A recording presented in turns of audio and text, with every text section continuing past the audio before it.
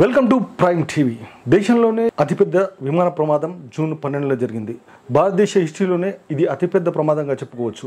ఎందుకంటే ఇంత పెద్ద ప్రమాదం భారతదేశంలో ఇప్పటి వరకు ఎప్పుడూ జరగలేదు. అసలు గుజరాత్ అహ్మదాబాద్ నుండి లండన్ వెళ్తున్న ఈ బోయింగ్ విమానంలో 242 మంది ప్రయాణిస్తున్నారు. ఈ 242లో 169 మంది భారతీయులు, 53 మంది బ్రిటిషీయులు, 7 పోర్చుగీస్ వారు, ఒక కెనడియన్ ఉన్నారు. 12 మంది విమాన సిబ్బంది ఉన్నారు. ఈ ప్రమాదంలో ఈ విమానం సరాసరి మెఘానీ నగర్ పైన ఒక మెడికల్ కాలేజ్ మెస్ పైన పడటంతో మెస్లో ఉన్న 50 మంది వైద్య సిబ్బంది కూడా మరణించారు. అసలు ఈ ప్రమాదం ఏ విధంగా జరిగింది అనేది పిన్ టు పిన్ మీకు వివరిస్తాను. ముందుగా ఈ మా ప్రైమ్ టీవీ ఛానల్ని సబ్స్క్రైబ్ చేసుకోండి, పక్కన ఉన్న బెల్ బటన్ కూడా నొక్కండి, ఎందుకంటే మేము చేసే వీడియోలు మీకు అందుతాయి. ఈ బోయింగ్ 787 అనే విమానం లుఫ్తాంజా, బ్రిటిష్ ఎయిర్వేస్ లాంటి పెద్ద పెద్ద విమానాల కోవలకు వచ్చేది ఈ బోయింగ్ 787 అనే విమానం. అసలు విమానానికి ఏటీసీకి ఎట్లాంటి సంబంధం ఉంటుందంటే, ఏటీసీ అంటే ఎయిర్ ట్రాఫిక్ కంట్రోలర్. అంటే ఒక విమానం బయలుదేరాలంటే ఏటీసీ నుంచి క్లియరెన్స్ ఉండాలి. ఏటీసీ అంటే ఒక సిస్టమ్. ప్రతి ఎయిర్పోర్ట్లో ఒక ప్రభుత్వ అధికారులు, కొంతమంది ప్రభుత్వ అధికారులు ఓ రౌండ్ లాగా అక్కడ అన్ని సిస్టమ్స్ ఉంటాయి. అదేవిధంగా నిష్ణాతులైన అధికారులు ఉంటారు. ఒక విమానం ఎప్పుడు బయలుదేరాలి, ఏ విధంగా టేకప్ కావాలి, ఏ విధంగా ల్యాండ్ కావాలి అనేది ఏటీసీ అధికారులు పర్యవేక్షిస్తుంటారు. ఈ అధికారి పర్యవేక్షణలోనే ప్రతి విమానం కూడా బయలుదేరుతుంది. ఈ ఏటీసీలో చిన్నపాటి నిర్లక్ష్యం ఉన్నా ఒక విమానం క్రాష్ అయ్యే అవకాశం ఉంది. అందుకోసమే ఏటీసీ పర్యవేక్షణ చేసేటప్పుడు నిష్ణాతులమైన అధికారులు ఉండాల్సి వస్తుంది. కొన్నిసార్లు ప్రమాదకర స్థితిలో ఉన్నా కానీ ఈ ఏటీసీ నిష్ణాతులైన అధికారులు ఆ ప్రమాదాలను దూరం చేసి ఏ విధంగా టేకప్ కావాలి, ఏ విధంగా ల్యాండింగ్ కావాలి అనేది సూచిస్తుంటారు. వీళ్ళ పర్యవేక్షణలోనే ఈ ల్యాండింగ్ కానీ టేకప్ కావడం జరుగుతుంటాయి. ఈ ల్యాండింగ్ టేకప్ అయ్యేటప్పుడు చిన్నపాటి నిర్లక్ష్యం ఉన్నా పెద్ద ప్రమాదాలు జరిగే అవకాశం ఉంది.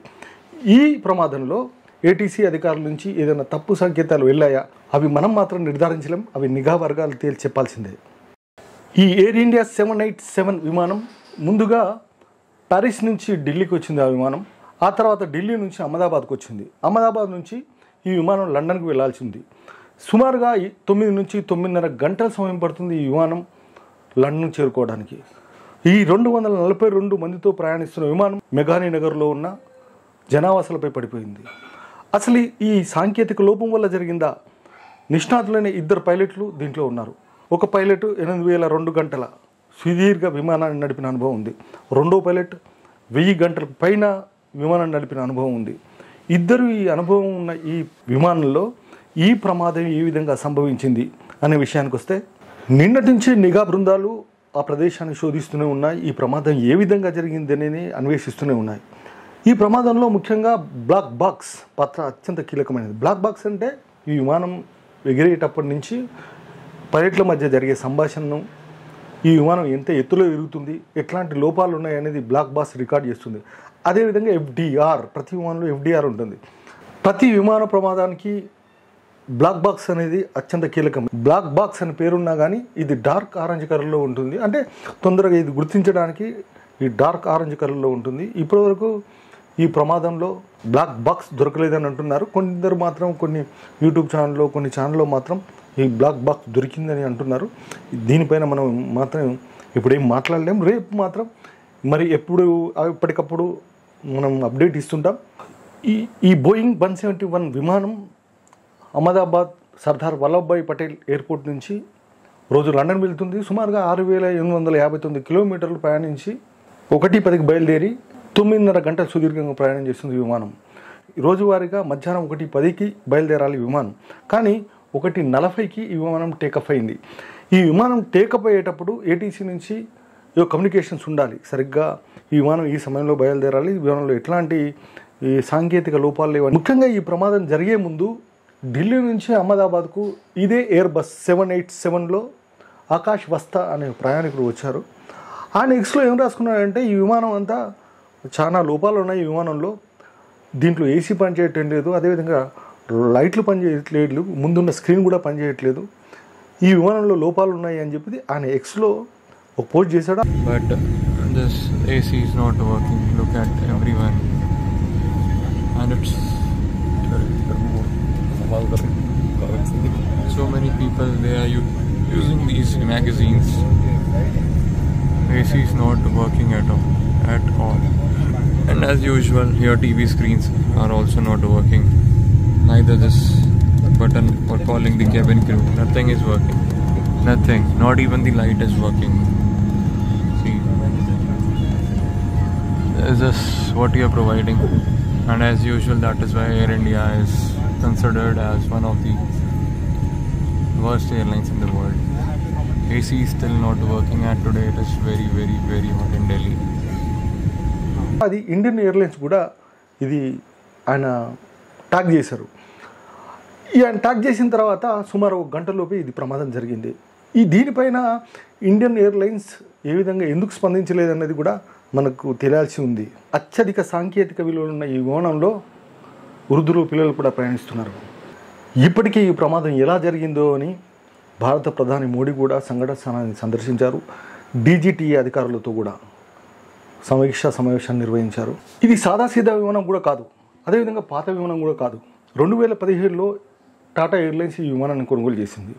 బోయింగ్ విమానం గాలిలోకి ఎగరగానే కొద్దిసేపట్లోనే సుమిత్ సబర్వాల్ మేడే మేడే అని 3 సార్లు అరవటం కూడా జరిగిందని నిపుణులు అంటున్నారు. అంటే మేడే మేడే అని అంటే ఈ ప్రయాణంలో ఒక పైలట్ సాంకేతిక లోపం జరిగినప్పుడు, టెక్నికల్గా లోపం జరిగినప్పుడే మాకు ఈ విమానంలో మేము ఏం చేయలేకపోతున్నాం, 2 ఇంజన్లు కూడా ఫెయిల్ అయ్యాయి అనే సందర్భంలోనే మేడే మేడే అని రావడం జరుగుతుంది. ఈ సుమిత్ సబర్వాల్ మేడే మేడే అని అరిచాడని కూడా నిపుణులు చెప్తున్నారు. ఈ ప్రమాదంలో ఎంతోమంది పిల్లలు, వృద్ధులు అసూలు బాసారు. గుజరాత్ మాజీ ముఖ్యమంత్రి విజయ్ రూపాని కూడా మృతి చెందాడు. ఈరోజు మన ప్రధానమంత్రి మోడీ వారి కుటుంబాన్ని వెళ్ళి పరామర్శించారు. అదేవిధంగా మెడికల్ కాలేజ్ విద్యార్థులను కూడా పరామర్శించారు. సంఘటనా స్థలానికి వెళ్ళి ఈ ప్రమాదం ఏ విధంగా జరిగిందో తెలుసుకున్నారు. అహ్మదాబాద్ ఎయిర్పోర్ట్లో డీజీసీఏ అధికారులతో సమీక్షా సమావేశం నిర్వహించారు. ఈ ప్రమాద స్థలాన్ని కూడా హోంమంత్రి అమిత్ షా కూడా పర్యవేక్షించి నిఘా బృందాలని అప్రమత్తం చేశారు. అదేవిధంగా పౌర విమాన శాఖ మంత్రి ఈ విమాన ప్రమాదం ఏ విధంగా జరిగింది అని దర్యాప్తు చేయడానికి కూడా అమెరికా సహాయం తీసుకుంటుంది మన భారతదేశం.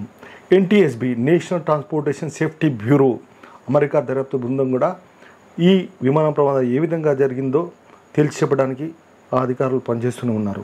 ఈ విమాన ప్రమాదంలో 241 మంది మరణిస్తే ఒకే ఒక్కరు మాత్రం బతికారు. ఆయనే లండన్కి చెందిన విశ్వాస్ కుమార్ రమేష్. ఆయన 11A అంటే ఎమర్జెన్సీ డోర్ దగ్గర ఆయన సీట్ ఉంది. 11A.